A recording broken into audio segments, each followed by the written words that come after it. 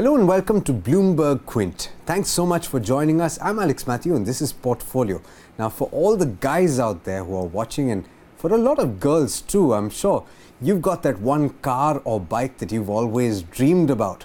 Well, for our special guest on today's program, Amit Kondal, hi, that car happens to be the BMW X3. Thank you so and much. You want to buy it a couple of years from now. Yes. All right, we're going to help you out. Sure. And to plan your finances, we have with us a certified financial planner, Kartik Javeri, who is also director at Transcend Consulting. Thanks so much, Kartik, for helping us out. Amit wants to buy a BMW X3. We're aware of that. We're also aware of what he earns. Can he do it? Well, the good news is you absolutely can do it. There's no element of doubt in this that you can definitely do it. The only thing is, can we not only do it, but do also something better than that?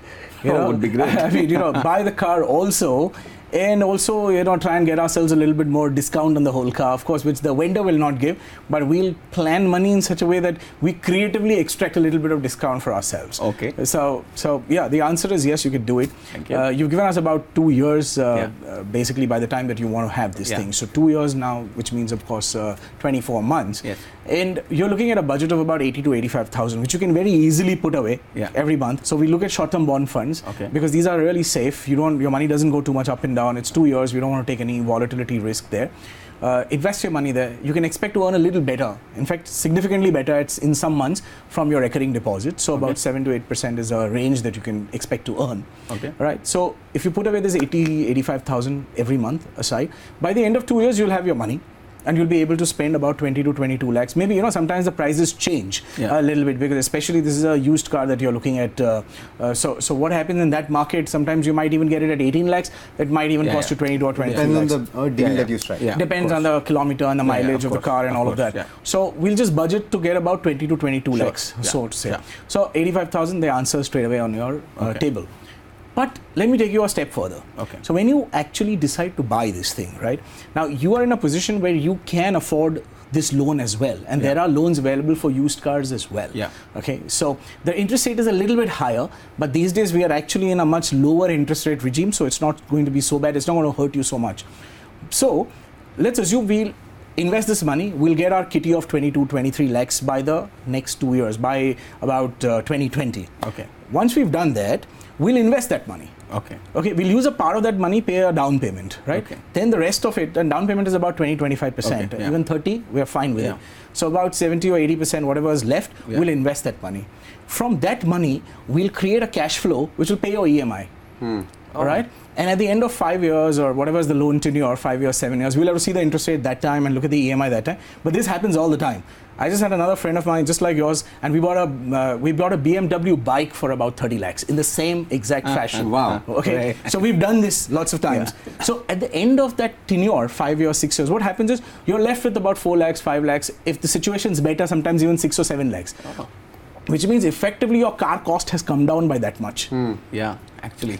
So you made a huge discount at the end of the whole deal. So you bought your car, you've enjoyed the fact that you paid money, but it didn't go out of your pocket. So whatever is saved in your pocket can go into an SIP and start creating money for X5 or X7 or maybe whatever other BMW you like. Even if you like a 7 Series, you can think about that another 5 or 7 years down the line. But you've been dreaming about this X3 for a while now. For a while now. So so we can do it really cleverly. We can do it very intelligently without pinching your pocket. Just put away about 80, 85,000, no risk on that money. So if I understand this correctly, Kartik, you want him to set aside 80, 85,000 per month and put it into a short-term bond debt fund, yes. All right. And then at the end of 2 years, you want him to pull that amount out. Yes. 30% or so he's going to use for the down payment and then take a loan. And then invest the 70% that remains in another, what fund would you say? No, so that time it will be a situation at that point of time. It could be a balanced fund also that we could think about because we have a longish time frame, right? We have a clear time frame that we've got about 5 years in front of us. So we could do a little bit of asset allocation. We may not go exactly into a balanced fund. The balanced fund puts about 60 to 70% of 65% of the money in equities. We will put about 50% or 55%. So we'll manage the allocation that way. And by doing so, we'll create a cash flow out of it, which will go and pay your EMI. Okay. And at the end of the 5-year loan tenure or 7-year, whatever the case might be, we are hoping that we will have about 7 to 8 lakhs or 5 lakhs as an available corpus at the end of it. So imagine you've got your investment, you were going to spend it anyways. Yeah. We've invested it, we've generated money out of it, that money has paid off your EMIs, and you're still left with a little bit of a kitty. You said that you have a recurring deposit ongoing. Yeah, I do. And that culminates when? July. And what are you saving for? For marriage. I'm getting married in August. Wow, so okay. Congratulations. Thank you so much. Thank you. So Karthik, he's getting married. Obviously, he's going to get a different range of expenses, don't you think, Amit? Of course, yes. And I'm sure that your wife-to-be is going to be a little strict with you with regard to saving. Right? I know. She will be, of course. So considering that you haven't saved, would you like to know where you should save and how much you should save? Of course, if you can help me with that. See, Amit, it's always nice to be financially secure and stable because right now you're young, you're in your mid-30s. Yeah. Once you start moving to mid-40s and mid-50s, and if you figure out that you don't have like 2, 3, 4, 5 crores behind you, the stress level starts building up because you can visibly see larger expenditure coming in once you get into a family mode and all of that. So right now, without compromising anything, you are earning close to about 30 lakhs, out of which 12 lakhs is your expenditure, which means 18 lakhs is available. Now, after marriage, let's assume your expenditure will go up a little bit. So I'm just giving you a very simple ballpark example, say a lakh of rupees a month. And if you do that for the next 25 years, you're easily looking at accumulating about 25 to 30 crores of corpus.